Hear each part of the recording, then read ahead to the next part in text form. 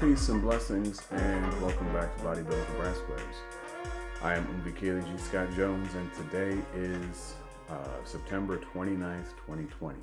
Okay, so this is a short video. I've been posting kind of a few updates since last week, and basically what I want to talk about is my energy level. Very briefly. So I posted two videos, I think it was two videos last week, and all I was really talking about was a few changes I was going to make with my rest, or with my sleep, and with my diet in order to hopefully improve my energy. And it worked really well. Number one thing is going to bed at night at a decent time. You know, trying to get in the bed by like 9:30 or 10 o'clock. Okay, putting the phone down hopefully before then, so my mind has a chance to get away from all those lights. Turn the lights off in the room and just go to sleep. Try to go to bed earlier. And then wake up around 6:20 or something like that, versus the 5 o'clock, the 4 o'clock a.m. like I was doing before. And because what was happening was I was going to bed, before all this, I was going to bed at like 10 o'clock at night, maybe 11, waking up at 5 o'clock, you know, in the morning, getting about 6 hours sleep, and then taking a caffeine pill, doing the same pre-workout that I do now, as far as what I ingest, and then, you know, working out and being tired in the middle of the day and needing a nap, and then, you know, taking a little 15-minute nap around lunchtime, which isn't really a sleep, it's just a chance to reset. But then by Saturday, by the time Saturday would come around, I would be done. I would be exhausted, and all I could really do was rest. And Saturday was just total day for rest, and then get ready for, you know, for Sunday, if it's going to church and playing at church, which is just streaming. It's not like we're all in service in the sanctuary anyway, and then getting ready for the next week. So my goal is to improve my energy level during each day of the week, and then also to be functional on Saturdays, to not be completely drained by the time I get to Saturday. And so last week it worked pretty well. Basically what I did was Sunday before last, I started going to sleep by like 10 o'clock. And then waking up, instead of trying to rush to wake up super early, I'd wake up around 6 or so, and 6:30, and then get into the weights. And then, and actually, not just that. Basically, I'm transitioning back into, you know, for the next couple of months, I'm going to be focusing more on higher reps. So going more from the powerlifting model over to a bodybuilding model, focusing on more on higher reps, getting blood flow into each muscle group for an extended period of time during the exercise. What do I mean? I mean, like for today was chest. And so I took these bands right here, you know, these resistance bands, you can kind of see a little bit. And did some exercises just focusing on getting blood flowing into the chest. Honestly, I'm still not satisfied with my chest development. I'm happy with where I've gotten so far, but I got a long way to go. And so with this, it's just doing reps and sets, getting the blood flow into each muscle group. Powerlifting does the same thing, but with that, I'm talking about heavier weight, and I'm talking about more explosive movement. And anyway, it's a different thing. I'm not going to get all into the this and that about powerlifting versus bodybuilding techniques, and this is just me sharing my own experience, by the way. But when you're doing heavy reps, basically, you know, with that, my workouts might be, you know, it's not as many sets or as many reps during the set. And after the end of that, I'm exhausted. You know, I'm thoroughly exhausted. The body's like, okay, I need some nutrition, I need some rest in order to just function. And so with bodybuilding, with a lot of reps and stuff, you're still wearing yourself out. It's just a different type of intensity. It's still intense. All I'm saying is that I'm changing up my workout into a different type of workout for a while. And then I'll go back to the heavy lifting later. I like to go back and forth between two. Working with light to moderate resistance It's a chance also to focus on those support muscles. There's a different word for it. Those stabilizing muscles. The smaller muscle groups that sometimes get neglected when we're doing heavier weights because we're just trying to push this heavy weight and use all these muscle groups.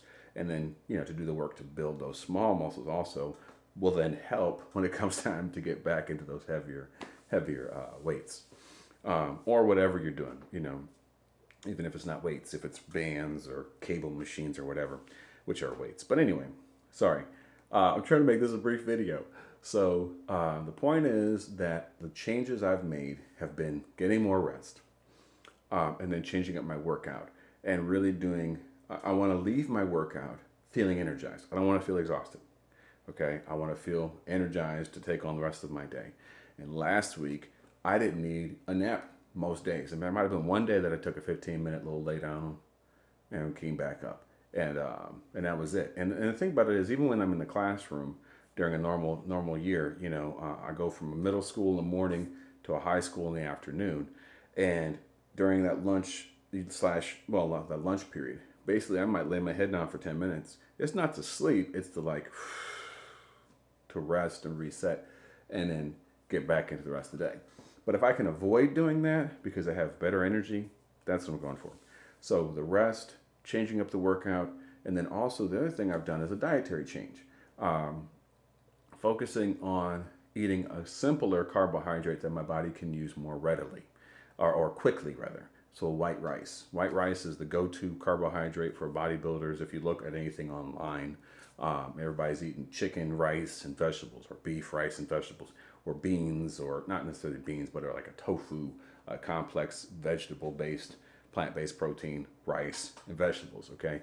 Now, if you're a diabetic, I'm not saying you should eat this. I'm just saying this works for me. And actually, what happened last week is, number one, I'm eating more frequently.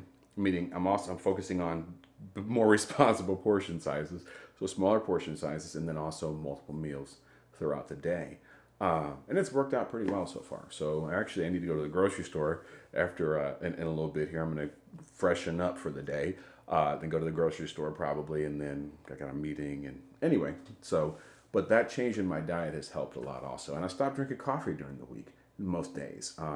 It's crazy because I love coffee, but I don't want to be dependent on it. I want to drink it because I want a cup of coffee, not because, oh my God, I have to have this caffeine.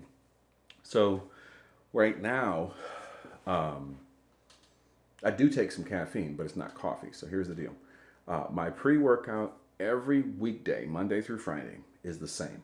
Number one, I drink a glass of water, plain water. With that water, I'm taking an antihistamine because I have seasonal allergies and they get bad. If I don't take them, I will get sinus infections every time the seasons change. Number two, I eat like a large, not a mixing spoon, but a large like soup spoon, as we would say, of peanut butter. And then on top of that, I take a 200 milligram caffeine pill, and that's been it normally. But what also I've been doing is I grow tomatoes. Anyway, I grow tomatoes. I got a ton of tomatoes, so I'll eat a tomato in the morning also with that. And then the nutrition from the tomato is helping to hydrate the body, getting nutrients into the body, this, that, and the other. So, and that's it. So water, caffeine pill, antihistamine, peanut butter, and tomato. I feel like I'm leaving something out. That's it, though. That's it, right? Yeah, that's it. And I'm not saying not to take a pre-workout. I'm not endorsing any pre-workouts. I've taken one or two in my time and had different results from them. But I'm saying this is a real simple, real inexpensive pre-workout routine that works for me. And I don't feel like, woo, and I don't have tingling in my skin after a good set and all that stuff. I just feel pretty leveled and pretty ready to go.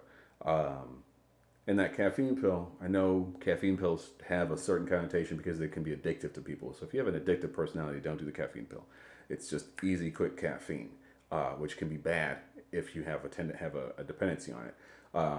The 200 milligrams is about what you get from a cup of coffee, my understanding anyway. Maybe a little less or maybe a little more depending on the caffeine in the coffee. So that's my pre-workout. And then I do that before I eat. And then I don't typically eat my first meal till like 10 o'clock, 11 o'clock during the day. That's while I'm at home right now. Once I'm back in school, earlier in the day, I'm not sure how I'm going to deal with that. I might eat a little bit like an egg or two or some tofu or something. and then probably eat my first big meal right around 10 or 11, depending on my energy level, and then go from there. The point is, making those changes has helped so far. So far, we'll see how it goes in the next few weeks, and I'll keep you all updated. So number one, to say it all again, that's the teacher of me, right? Rest, just getting sleep. The body has to rest. Being a human being, being a father, being a husband, being a professional, and then lifting weights daily, Monday through Friday, or exercising Monday through Friday, whatever it is. It's running, because I've been doing more running also. Those things will tear your body apart, and it has to have rest, in order to recover, okay? You need that sixth element. You need rest. So that, changing up my nutrition to being something that my body can use more readily, more quickly, after eating it, has helped my energy level to stay high. So my blood sugar doesn't tank, so I don't feel like I've got to crash in the middle of the day. And then on top of that, changing up the workout. Now, honestly, I could probably keep doing the powerlifting, and with those two changes, and then going to powerlifting, as long as I'm not destroying myself and completely exhausting myself, I could keep going and not have the total energy depletion in the middle of the day. But I'm not doing that right now. So that being said, this is what I'm doing, sharing with you my experiences. The last little thing I'm going to say before I end this video is I do have a mini series of videos I'm going to start with bodybuilding for brass players, all about range. Maybe endurance also, but definitely about building your embouchure, but as a starting point, but really about building your range. I don't care what brass instrument you play, these exercises are going to help you with range. So that all being said, I'm sorry, and another thing real quick, that I just want to put out this gratitude once again for everybody that I've interviewed so far for bodybuilding for brass players. So far, I think I've done 5 or 6 interviews. I've got a couple left to put up. One of which we had a lot of technical difficulties, so I may have to redo it. But anyway, I really appreciate everybody who's been part of the series so far of interviews. So my goal is to just keep going and explore some different aspects, some different folks, and make some interesting things happen with this series. So please stay tuned. Please like this video. Please subscribe to the channel. Leave me a question, comment, concern, suggestion. And of course, most importantly, please share this. I've got a lot of friends and family who check these videos out. Please, if you know someone who's getting started on a brass instrument, please share with them. They can get something out of this. But especially if you know someone who's in college, or you know a college brass instructor who can share this with their students, please share this content so we can build this thing up together. So until next time, thank you for checking out Bodybuilding for Brass Players.